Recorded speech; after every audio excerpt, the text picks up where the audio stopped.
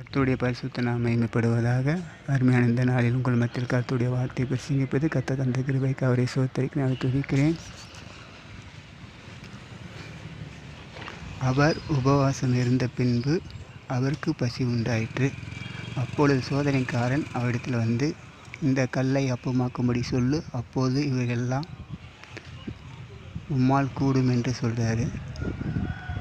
நீ தேவனுடைய குமாரனானால் இந்த கல்லை அப்பமாக்கும்படி சொல்லு, உம்மால் ஆகுன்றது. அதுக்கு இயேசு சொல்கிற ஒரு வார்த்தை, மனுஷன் அப்பத்தினால் மாத்திரமல்ல தேவனுடைய வாயிலிருந்து புறப்படுகிற ஒவ்வொரு வார்த்தையிலும் பிழைப்பான் என்று எழுதியிருக்குது. இந்த வார்த்தையை உற்று கவனித்து பார்த்தீங்கன்னா, தேவனுடைய வாயிலிருந்து புறப்படுகிற ஒவ்வொரு வார்த்தையிலும் பிழைப்பான் அப்படின்னா தேவனுக்கு ஒரு இருதயம் இருக்குது. அந்த இருதயத்திலிருந்து புறப்படுறது தான் வார்த்தை.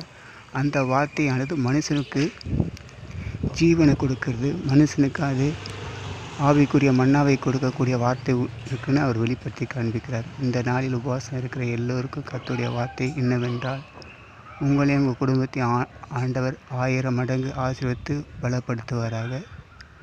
கர்த்தர் தாமே இந்த வசனத்தை கொண்டு உங்களை ஆசீர்வதிப்பாராக. ஆமென்.